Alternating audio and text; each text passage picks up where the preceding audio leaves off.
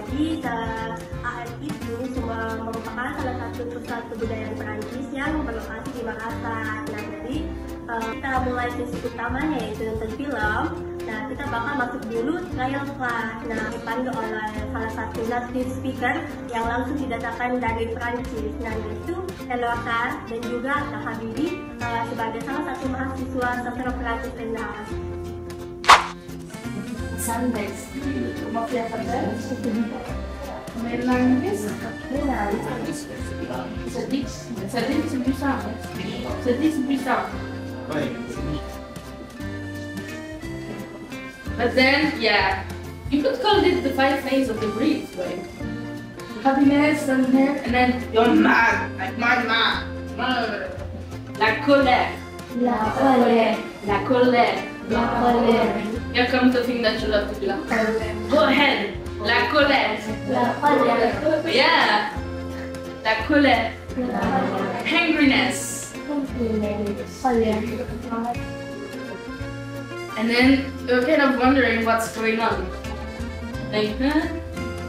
What's happening? You're like, you don't really know. So you're questioning yourself.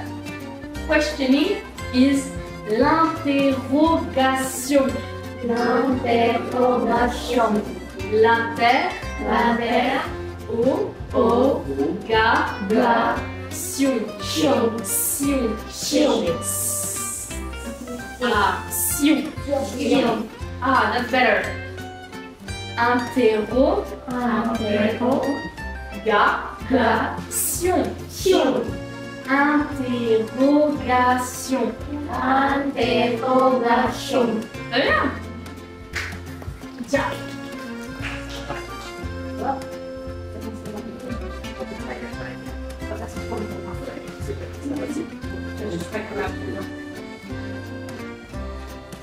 And then you go like oh, you're a very nice actor. You could tell that he's good at this. You would have surprise. La surprise. La surprise. Surprise. Surprise. Oui, la surprise. La surprise. Start. Startling. Target. Okay. The dictionary is more simple than Oh, ça va. Surprise, c'est pas difficile. It's not difficult. Surprise. target. Okay, fair enough. Then, what's happening usually when you get surprised? Oh yeah, you get surprised and then go with la peur. La peur. Vous avez peur.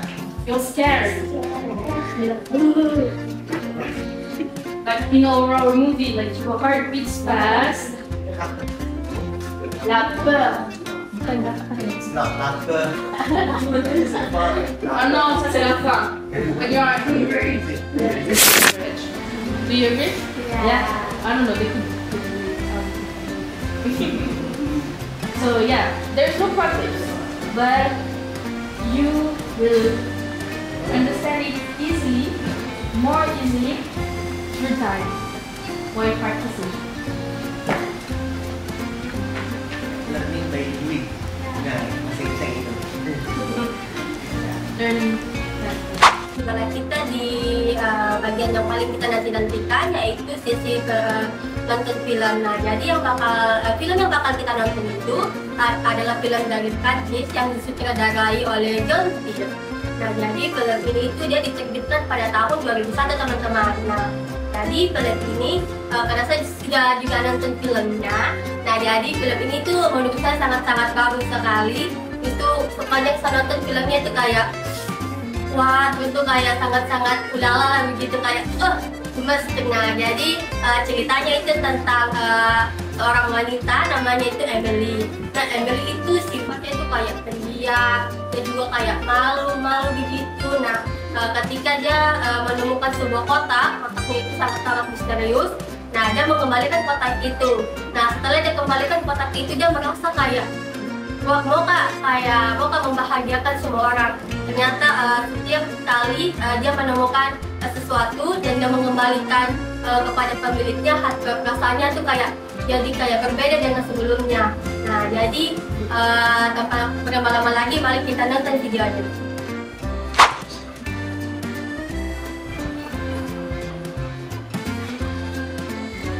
Toujours la même souris, aspirateur de l'époque chromosome X, appartenant à M. Raphaël Poulin, sous des machines. Amandine Poulin, une fois évacuée sur le camp. Après la mort de sa mère, Amélie se retrouve en tête-à-tête avec son père. Sudah menyediakan ya fasilitas untuk menonton bersama film Emily. Film Emily ini sebenarnya salah satu waitlist saya, tapi sampai sekarang Jo belum selesai di awal Ji, karena kalau cuma dilihat dari segi cover atau segi sinopsis kayaknya ini bakalan flop begitu, karena kebanyakan bercerita. Ternyata di filmnya walaupun bercerita seseru itu, ternyata cara penceritaannya mulai dari menjelaskan tokoh-tokohnya bagaimana, bahkan detail-detail kecilnya dia suka apa, dia tidak suka apa, menurut saya itu sangat-sangat salah satu film yang berbeda ya dari film-film sebelumnya yang biasanya cuman secara umum digambarkan. Nah, kalau ini betul-betul sedetail itu, bahkan kita serasa Emily begitu yang melihat orang-orang di sekitar kita, oh ini suka ini nih, ini tidak suka ini, nanti saya kayaknya cocok kasih ketemu dia sama ini, seperti itu tadi penggambarannya. Menurut saya secara umum ya film Emily ini di saya sendiri itu betul-betul membawa kebahagiaan gitu, kebahagiaan yang ditampilkan di film sampai kepada penonton. Menurut saya ada hal-hal lucu yang menggelitik perut juga, kayak bisa-bisanya seperti itu. Tadi juga penonton ada banyak yang lumayan tertawa seperti itu. Selanjutnya untuk di AF sendiri semoga masih menyediakan tontonan-tontonan seperti ini, menyediakan kegiatan nonton bersama seperti ini. Terima kasih sebelumnya. Teman-teman, saya Muhammad, nama saya Ricky. Menurut saya untuk film Amel ini bukan yang pertama kalinya sebenarnya.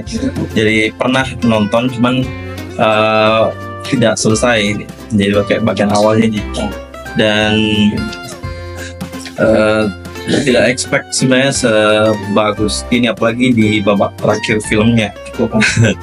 Karena jujur di awal sampai tengah itu kayak agak lambat memang, karena mungkin tapi karena lambatnya itu mungkin karena kuat dari segi penokohan.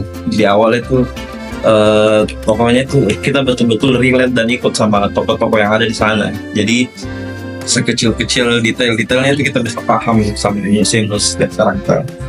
Dan saya jujur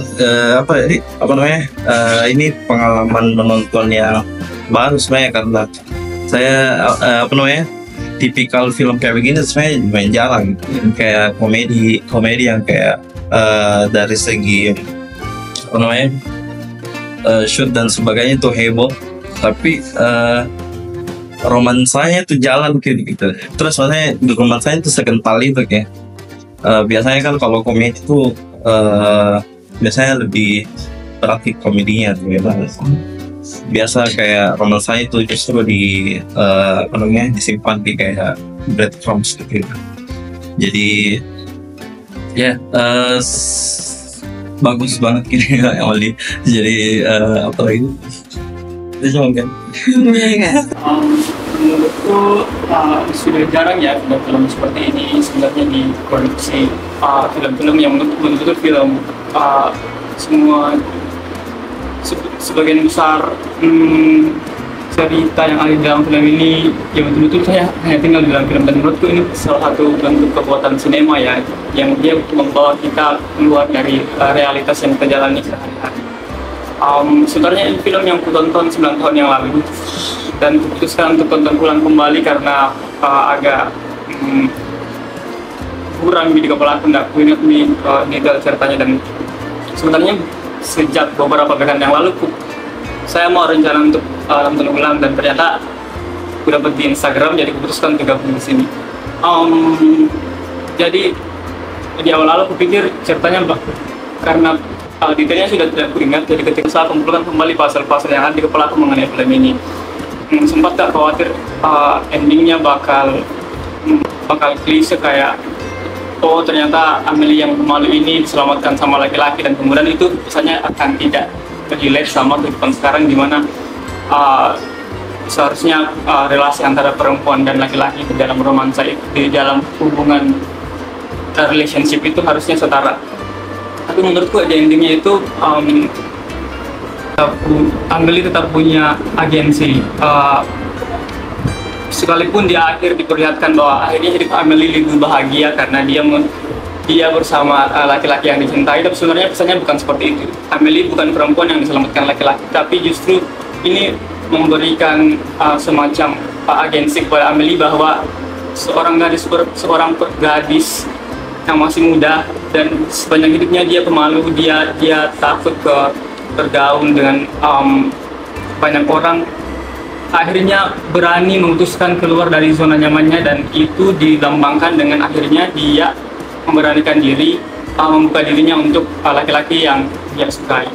Jadi saya senang sekali bisa menonton ulang dan bisa menginterpretasikannya dengan lebih baik sekarang.